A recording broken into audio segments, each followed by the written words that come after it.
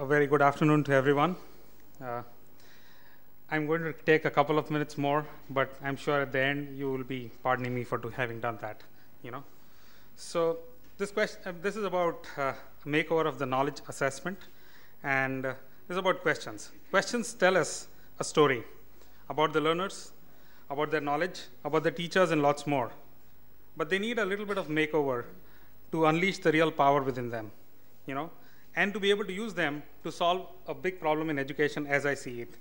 And what is this problem that I'm talking about? This problem is the model of education, which is the fixed time variable outcome model. That is, students leave and are allowed to progress to the next level or the next class with highly variable levels of knowledge that they acquire in the classroom. Not only that, the success criteria is also too low. I mean, it's okay to accomplish maybe 35 or 50% of the knowledge or taught to move to the next class. And you know what that can do for further learning, So, imagine if we were to actually extend that to many other services that we use. Like, for example, air travel. You're traveling from New York to London, weather delays the flight, and the captain announces, due to the standard time restrictions, we want the passengers to deplane immediately. Now you are on your own to reach the destination. We wish you all the very best. In healthcare, due to time restrictions, the surgery takes a bit longer, and you may have to live with the kidney stones that are left behind for the rest of your life. Or you've ordered for pizza, and when you call to follow up, the guy tells you, we deliver it. However, due to restrictions on time and the traffic, the person could only reach your neighbor a few blocks ahead of your house. Okay? So now, if that is not acceptable, why is it acceptable in education? In fact, we also distribute accolades. We are rewarding people for accomplishing, let's say, 60% or 70%. Now, is it to acknowledge or recognize that they have achieved that level of knowledge, or is it to recognize that they could do that in the time made available? Okay? So we need to decide. And yes, it is difficult for every learner to achieve the high level of knowledge mastery, but are we trying enough to fix this problem?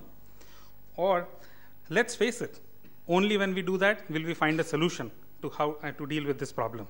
And we have a solution which focuses on optimization of outcomes. George just mentioned, disruption is not about replacing or changing the means, right? But the end, which is the outcomes, right? So we are about changing the outcomes. Technology only happens to help us do it, So I'm going to talk furthermore. So basically what we're trying to do is change this, which is variable outcomes, to this, which is, helping every learner achieve almost the same high level of knowledge. Now, so many people have talked about it long back, and actually done a lot of research and studies to prove that this can be possible. But in their times, technology was not as good, and they faced several difficulties, and the initiatives were actually put off. But now we can do that. A lot of technology is here to support us. So I'm going to quickly show you our solution. It depends on, the goal is obviously mastery in learning, and the obvious method that I see to do it is to provide individualized instruction, and that can be based only on a robust assessment to make it accurate, effective, and efficient. But the problem with online assessments is that the traditional assessments are like, they give you the insight into knowledge just like a black and white picture, But we need to see the real picture to be able to effectively personalize or individualize instruction. That is, we need to look deeper. And how deep is I'm going to show you through this quick the way I look at the knowledge acquisition process. We receive information from various learning resources that gets first stored in any of these three states, that's inert knowledge, misconceptions, or ignorance. With time, practice, further study, this gets fortified with an element called certainty, which is a very, very important element of knowledge. And the states get transformed to what we call activated knowledge and activated ignorance. The emphasis on word activated is because the knowledge has now been made performance oriented, okay? And it's become usable. Isn't that why we want to learn everything? And so we need to really identify these states and then deal with them in our system to be able to reach where we want to. So we diagnose knowledge, then we personalize learning, and then we do this in an iterative fashion in something like Dr. Quinn has just mentioned.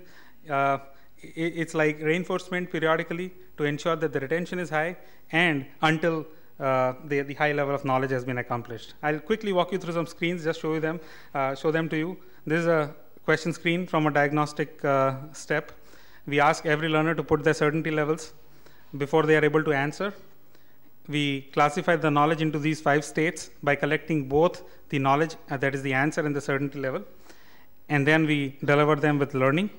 And a wide range of algorithms designed to help the learners learn, unlearn, and relearn what they're supposed to reach this high level of knowledge. And the outcome is 100% activated knowledge. That is possible. So we make that really possible.